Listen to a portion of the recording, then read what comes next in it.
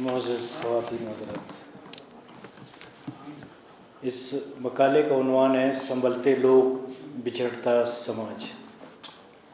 جب اجتماعیت و انسانیت پر وار ہو، سیاسی و سماجی موسم بے اعتبار ہو، غلامی کا فلسفہ دور از کار ہو، ممالک میں اپنے عوام کو انصاف مہیا کرنے سے انکار ہو، حکمرانوں کا عمل نالائکی میں شمار ہو، ہر محب وطن غدار ہو، نظروں پر چڑھی چربی سے خوبصورتی داغدار ہو، تب سماج سے نظریہ عوا ہو جاتا ہے۔ محض انفرادی خوبیاں اجتماعی خامیاں نمایاں ہو جاتی ہیں۔ فرد تو رجسٹر ہو جاتا ہے، اصل بے رنگ لفافے کی طرح ادھر ادھر کی ٹوکریں کھاتا ہے۔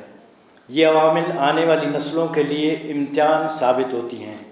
یارجان بادینی ایک ایسے ہی پرجوش صحافی قلمکار ہیں جو سچائی کی تلاش میں سرگرداں نظر آتے ہیں، اپنی پہچان کی نشانیوں کو پارا پارا سیاست منفی انداز زندگی سے بچانے میں مصروف ہیں، تاریخی مثبت کرداروں کو آئیڈیل بنا کر وقت سے مکالمہ کرتے ہیں۔ اس مکالمے کا اب دائرہ افریقہ، عرب امارات، ازبکستان، افغانستان، تاجکستان، مغربی ممالک سمیت اپنے ملک کے دور دراز علاقوں تک پھیلا چکے ہیں، جس کی وجہ سے بلوچ اور بلوچستان کے تراشنے میں ایک اور قوت کا اضافہ ہوا ہے، کیونکہ بلوچ قوم کو مزید بکھرنے اور اجڑنے کا خدشہ لاحق ہے۔ یہ مکالمے آپ کو ماہنامہ بلوچی زند کے مشہور و معروف شخصیات کے نمبر، فن و شخصیت پر مبنی کتابوں اور بلوچی زند کے عام رسالوں میں پڑھنے کو ملیں گے۔ گزرے احباب کی بلوچی ادب و تاریخ کے لیے کارۂ نمایاں سے صرف صرف نظر کرنا خود فریبی کے سوا کچھ بھی نہیں۔ اس نوجوان کی کمٹمنٹ خود سے ہے، جو کہ کسی بھی نظریے کا حصہ بننے کے لیے پہلی سیڑھی خیال کیا جاتا ہے۔ ماضی میں بلوچ حکمرانوں اور دانشوروں نے ملک کو بچانے، اس کے موسموں کو آلودہ کرنے سے اجتناب کرنے، اس کے سیاسی کلچر سے کھلواڑ کرنے سے باز آنے، اس کی زبانوں، ثقافت اور علاقوں سے ناانصافی برتنے کے جن خدشات کا اظہار کیا تھا، وہ اب ملک کے تمام صوبوں و علاقوں میں نمایاں ہوتا نظر آ رہا ہے۔ ہم ماضی کی غلط پالیسیوں اور افراد کی ہٹدرمیوں سے آدھا ملک گنوا چکے ہیں۔ اگر ہم نے ذاتی مفادات سے بالا تر ہو کر نہیں سوچا تو اندیشہ ہے مزید بکھرنا چاہیں۔ یارجان بادینی سمیت اگر کوئی شخص ماضی کے مثبت اظہاریے، اندیشوں پر مبنی بیانیے یا پھر عوامی حقوق کی بات کرتے ہیں، ان کو سنجیدگی سے لیا جائے، وگرنہ بے گناہ انسان قتل ہوتے رہیں گے، بچوں اور بچیوں کی عزتیں لٹتی رہیں گی، اسٹریٹ کرائمز میں اضافہ ہوتا رہے گا، ایک دوسرے کے سائے سے ڈرتے رہیں گے، بے اعتباریوں میں اضافہ ہوتا رہے گا، ترقی کے ٹولز منہ چڑھاتے رہیں گے، لسانی، مذہبی، سیاسی و سماجی تفرقہ بازی میں مزید اضافہ ہوتا رہے گا، غریب سوتا رہے گا، امیر روتا رہے گا، اخلاقی اقدار بچھڑتے رہیں گے۔ اس منظرنامے کے بعد یارجان کی بے چینی سمجھ آ جانی چاہیے۔ مشکلات کے باوجود صحافت اور ادب و زبان کی خدمت سے جرأت پر ان کے حوصلے کو داد دینی پڑے گی۔ یارجان جیسے عملی طور پر کام کرنے والے انسان اپنے بکھرتے معاشروں کے لیے غنیمت ہوتے ہیں۔ یارجان اس قدر جوشیلا کیوں نہ ہو؟ ایک تو سرزمین بلوچستان سے ان کا تعلق ہے، دو مردم خیز علاقہ نوشکی ان کی جنم بھومی ہے، جہاں سے ملک الشعراء گل خان نصیر، عبداللہ جان جمال دینی، آزاد جمال دینی، شہید لونگ خان، عاقل خان مینگل، منیر بادینی، گور ملک، امیر الملک مینگل و دیگر سینکڑوں ادیب و علم نواز انسانوں کا تعلق ہے، جو سیاسی عبادت گزاری میں یکتا رہے ہیں۔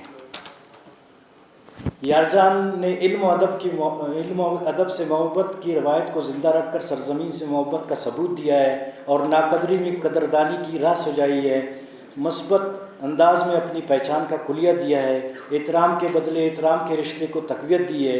دنیا بھر میں سائنس کے کمالات اور ایجادات ہو رہے ہیں، قابل شخصیات اپنی قوم کے لیے آسانیاں پیدا کر رہے ہیں، ہم تیز سے تیز تر منشیات کشید کرنے میں نام پیدا کر رہے ہیں، مساجد کے لاؤڈ اسپیکروں کے ذریعے ایک دوسرے کو چیلنج کر رہے ہیں، سوشل میڈیا کے ذریعے ایک دوسرے کے کپڑے اتار رہے ہیں، نامعلوم سادالو عوام کو فون کے ذریعے ڈیٹا جمع کر کے انہیں بلیک میلنگ میں مصروف ہیں، ہراسمنٹ کے نئے نئے طریقے نکال رہے ہیں، ملازمتیں اور ڈگریاں فروخت کرنے کا مکرو دھندا اپنے عروج پر ہے، جعلی ادویات ناقص خوراک کمائی کا بہترین ذریعہ بن چکے ہیں۔ ایسی کمزوریاں، بدعمالیاں قوموں کے صفائستی سے مٹ جانے کا باعث بنتی ہیں۔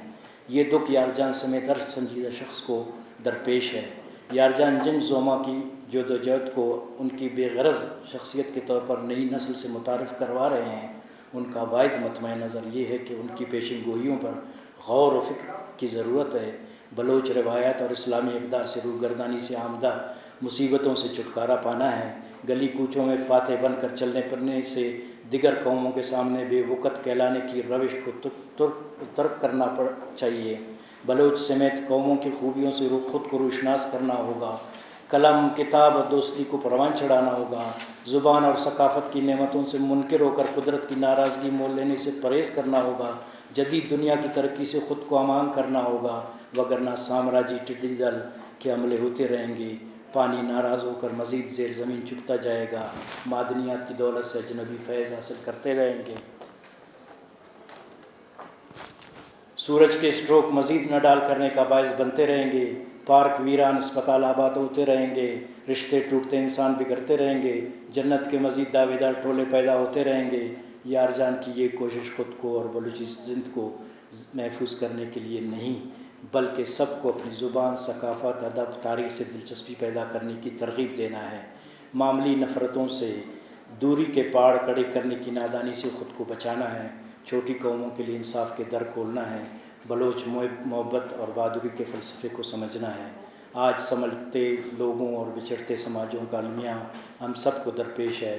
بے جا نفرت کے وطن سے اجنبیت پروان چڑھ رہی ہے۔ اس وقت خوف نئی نسل کا مقدر بن چکا ہے۔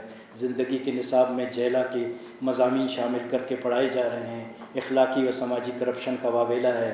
بلوچستان کے ساتھ ہونے والی زیادتیوں پر ملک بھر کے دانشمند تاریخ سے واقف کار کھل کر بول رہے ہیں۔ انہی مثبت رویوں کی بیداری میں یارجان سمیت ہر سنجیدہ صحافی دانشور نے اپنے اپنے طور پر اپنا مثبت کردار خوب نبھایا ہے۔ آخر میں ایک شعر جو جاتے جاتے محفل میں بے شمار سخنہائے گفتنی، خوف فساد خلق سے ناگفتہ رہ گئے۔ بہت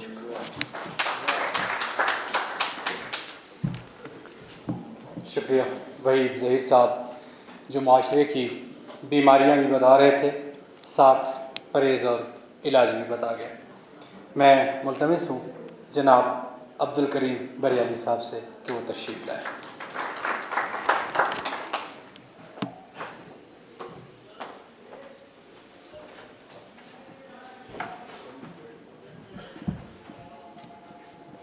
بسم اللہ الرحمن الرحیم۔ صدر نشینان